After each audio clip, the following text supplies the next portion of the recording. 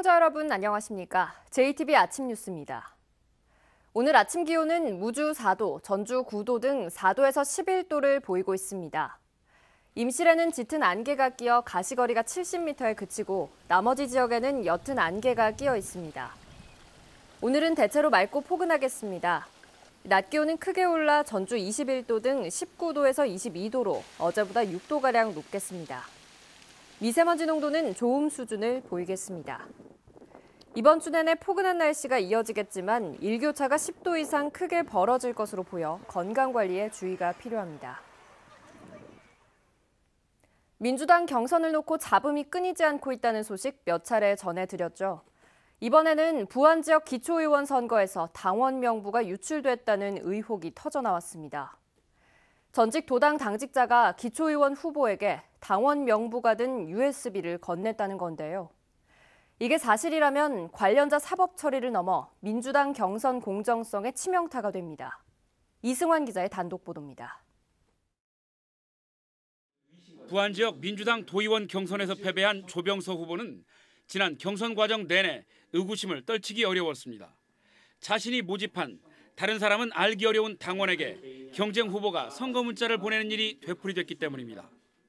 제가 가입시킨 권리 당원, 누구도 알 수 없는 부안에 거주하지 않는데 주소지는 여기 있는 당원, 이런 사람은 상대 후보 누가 알 수가 없거든요. 그런데 그런 후보에게 메시지가 들어간 거예요. 상대 후보로부터. 당원 명부가 유출된 건 아닌지 하는 의심은 지난 14일과 15일 기초와 광역의원 경선이 끝난 뒤 현실로 터져나왔습니다. 부안 라선거구 군의원 경선에 나섰던 이현기 후보는 경선 이틀 전인 12일 저녁 한 남자로부터 전화를 받고 나가 당원 명부가 든 USB를 받았다고 털어놓았습니다. 차 내리던 USB 하나 딱 주면서 의사가 준 것이니까 소문 내지 말고 그 속에 70~80% 정도 권리 당원이 있습니다. 그래요.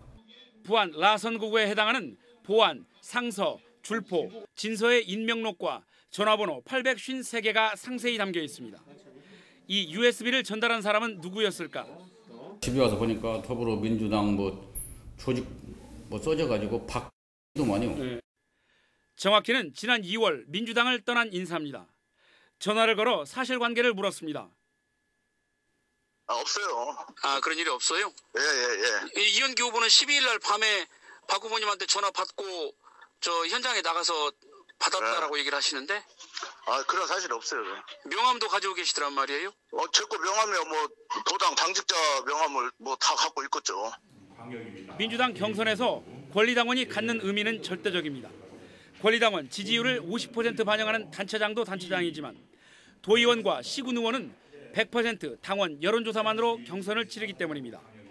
권리 당원 명부를 가지고 있다고 하는 것은 그러니까 시험을 보는데 답안지를 가지고 시험을 본 것과 전혀 답안을 모르는 상태에서 순수하게 책만 보고 공부하는 것과 같습니다. 이현기 후보가 받았다는 USB에 라-2라고 쓰여 있는 점도 눈여겨볼 필요가 있습니다.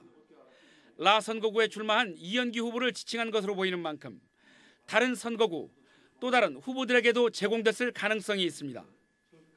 딱 보는데 부안 라에 이가 써져 있는 걸 보고 저는 우리 이현기 후보한테만 이게 전달된 걸로 맨 처음에 알았습니다. 그 내용을 보니까 우리 다 선거구에도 다 돌았겠구나. 조병서 송희복 후보는 당원 명부 유출 의혹에 대해 박모전 실장을 검찰에 고소했습니다.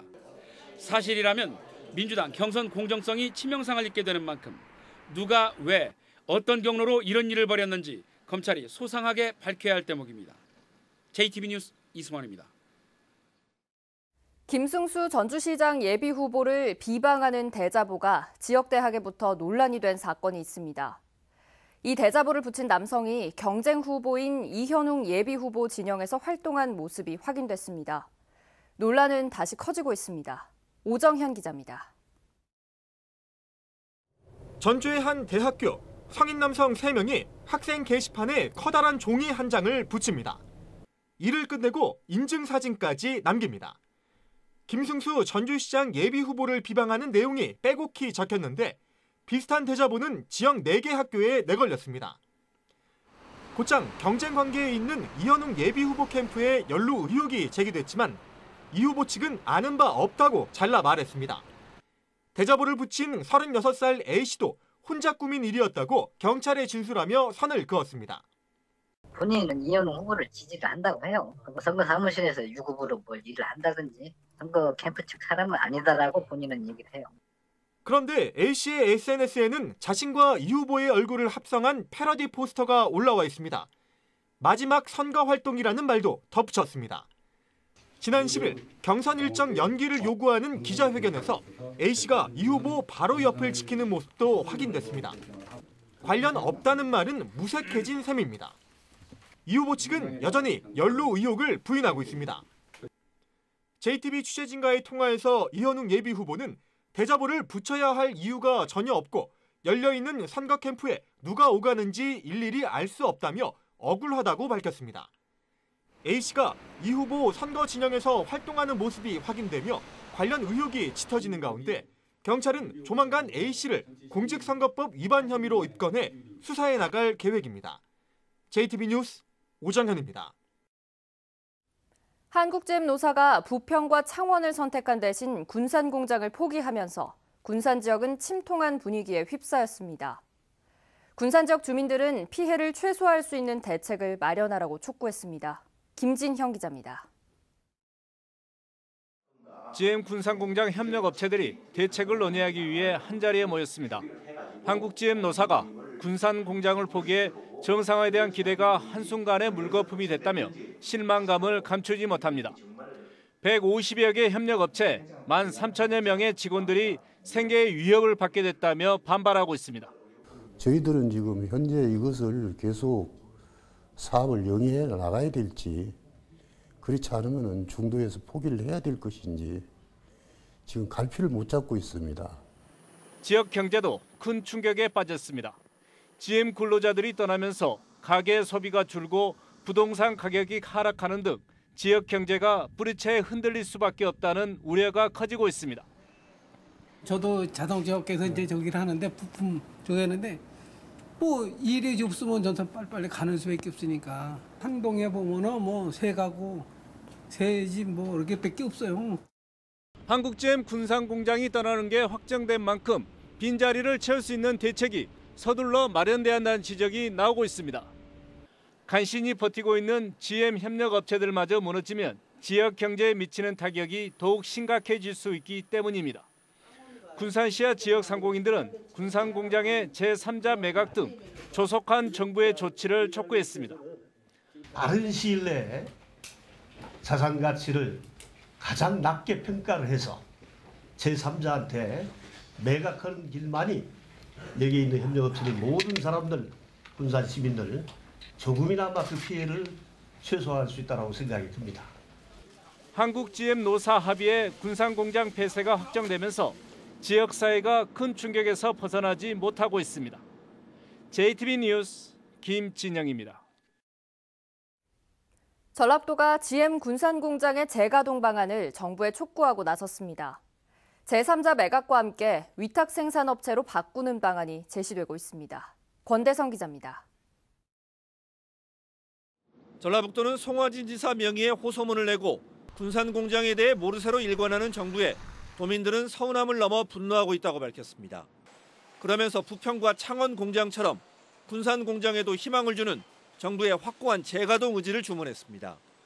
전라북도는 재가동 방안으로 매각이나 위탁 생산업체로 바꾸는 걸 제시했습니다. 조기 매각이 됐든 위탁 생산이 됐든 어떤 형태든 그 GM과 정부와 협의 과정에서 이 부분은 반드시 포함이 되고 군산 공장 조기 재가동이 반드시 이루어져야 된다. 전라북도는 조심스럽지만 위탁 생산에 무게를 두는 분위기입니다. 위탁 생산은 말 그대로 다른 업체의 차량을 주문받아 생산하는 겁니다.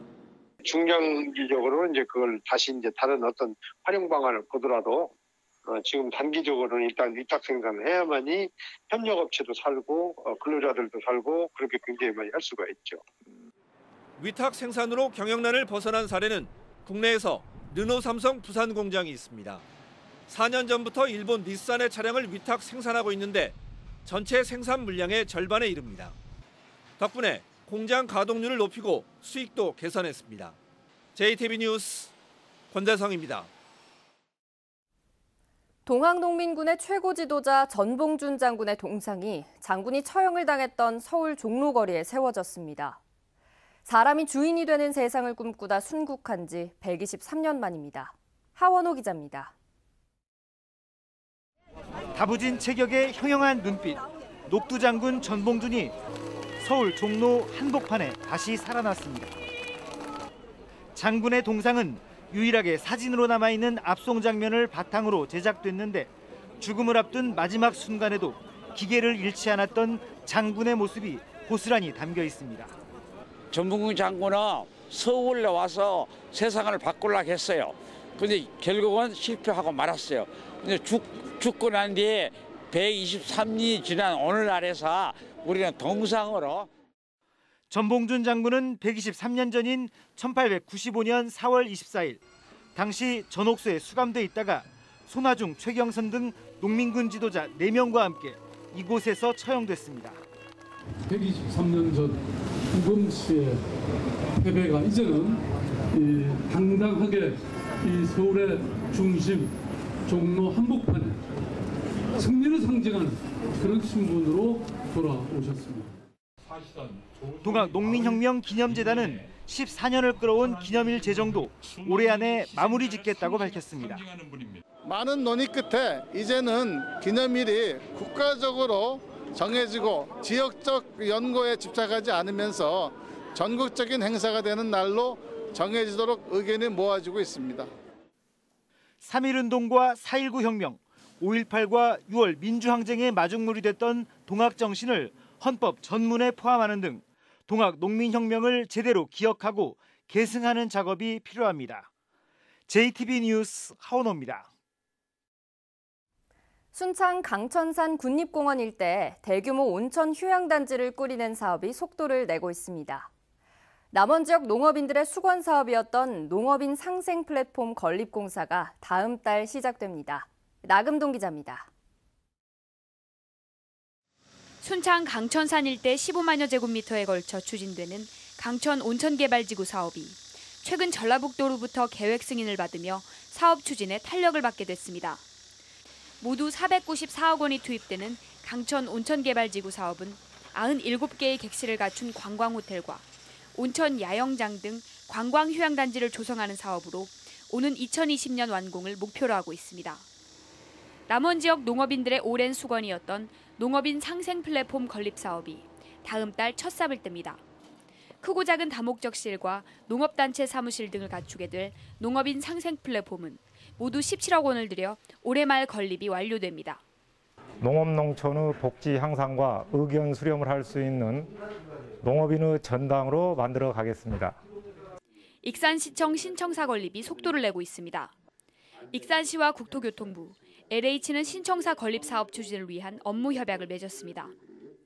국토교통부는 건립기간 단축을 위해 행정적 지원을 하기로 하고 익산시는 재정 부담을 덜 수 있는 건립 계획을 수립할 예정입니다.